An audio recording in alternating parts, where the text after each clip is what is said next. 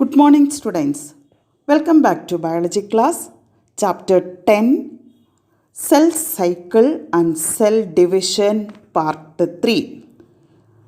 Today's class, we are going to discuss about the meiosis.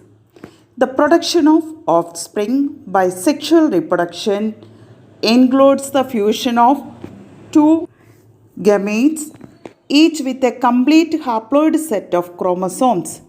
Gametes are formed from specialized diploid cells.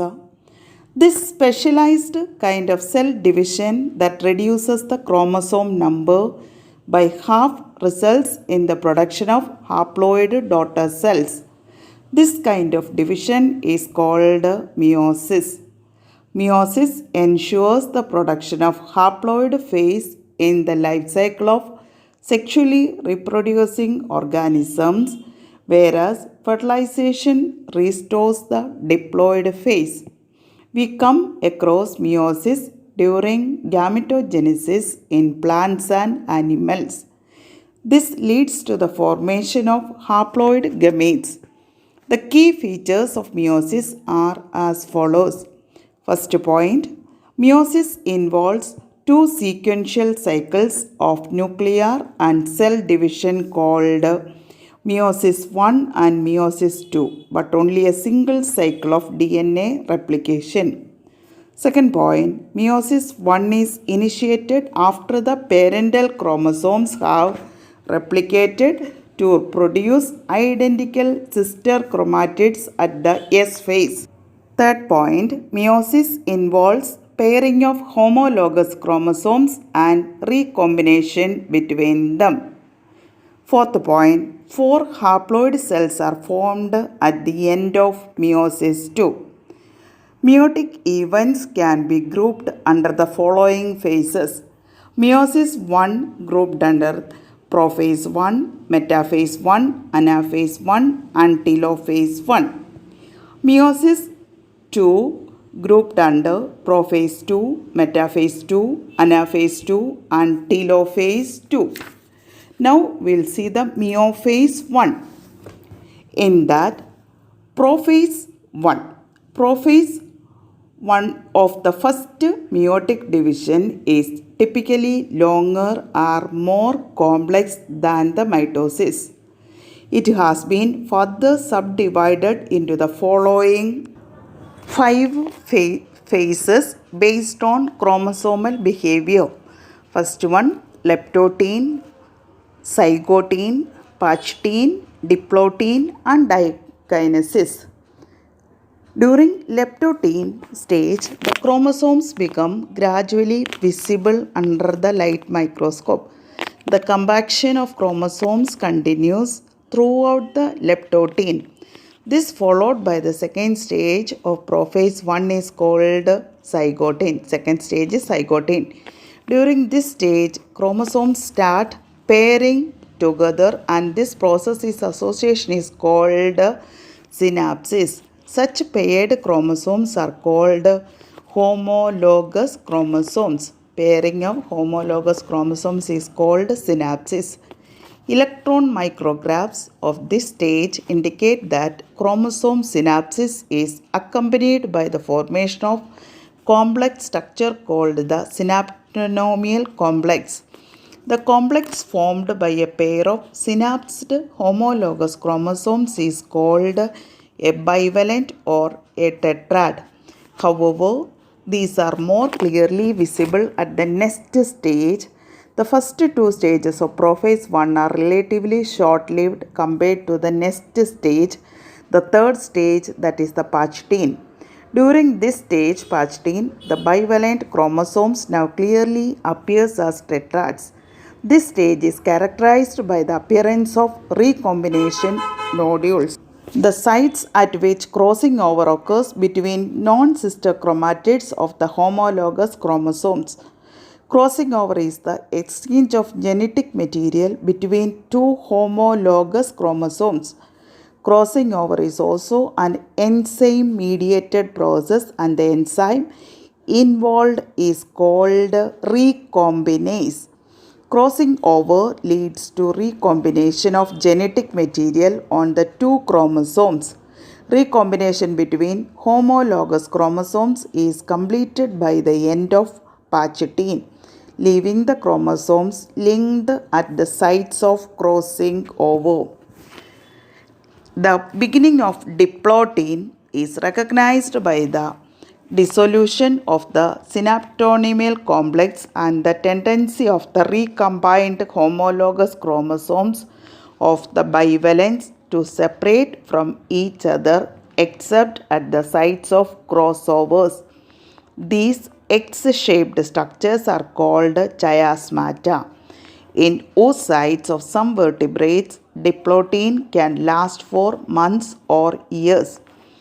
The final stage of meiotic prophase 1 is diakinesis. This is marked by terminalization of chiasmata. During this phase, the chromosomes are fully condensed and the meiotic spindle is assembled to prepare the homologous chromosomes for separation. By the end of diakinesis, the nucleolus disappears and the nuclear envelope also breaks down. Diakinesis represents transition of metaphase. These all are the points from the prophase 1. Now the metaphase 1. The bivalent chromosomes ligand on the equatorial plate, the microtubules from the opposite poles of the spindle attached to the pair of homologous chromosomes. Next, anaphase 1. The homologous chromosomes separate while sister chromatids remain associated at the centromeres. Last, telophase 1. The nuclear membrane and nucleolus reappear. Cytokinesis follows and this is called the dyad of cells. Although in many cases the chromosomes do undergo some dispersion, they do not reach the extremely extended state of the interphase nucleus. The stage between the two meiotic division is called interkinesis and is generally short-lived. Interkinesis is followed by prophase 2, a much simpler prophase than prophase 1. Now we are going to the meiosis 2. In that prophase 2, meiosis 2 is initiated immediately after cytokinesis, usually before the chromosomes are fully elongated. In contrast to meiosis 1, meiosis 2 resembles a normal mitosis. The nuclear membrane disappears by the end of prophase 2. The chromosomes again become compact. Then the metaphase 2. At this stage, the chromosomes ligand at the equator and the microtubules from opposite poles of the spindle get attached to the kinetochores of sister chromatids. Then the anaphase 2. It belongs with the simultaneous splitting of the centromere of each chromosome, which was holding the sister chromatids together, allowing them to move toward opposite poles of the cell. Telophase 2. Meiosis ends with the telophase 2, in which the two groups of chromosome once again get enclosed by nuclear envelope. Cytokinesis follows, resulting in the formation of tetrad of cells. That means 4 haploid daughter cells. Next, significance of meiosis. First point, formation of gametes in sexually reproducing organisms. Second, genetic variability in the population of organisms from one generation to the next. Third point, genetic variations are very important for the process of evolution. Fourth point, maintenance of chromosomal numbers. By reducing the chromosome number in gametes, chromosomal number is restored by fertilization of gametes. The last, we'll discuss about what are the differences between the mitosis and meiosis. Mitosis is also called equational division. Meiosis is also called reductional division. The first point, mitosis occurs in the somatic cells or the body cells. Meiosis, it is taking place or occurs in the reproductive cells during the formation of the gametes. Now, second point, chromosome number remains constant in the resulting of daughter cells. Chromosome number is reduced to half of the number of original chromosome number. Third point, one chromosomal duplication is followed by one nuclear division. In the meiosis, one chromosomal duplication is followed by two nuclear divisions. Next point, after one mitosis, daughter cells may undergo further mitosis. The meiosis cannot be repeated by the daughter cells. Last point, mitosis is a single division which produces only two cells. Meiosis is a double division which give rise to four cells. Thank you.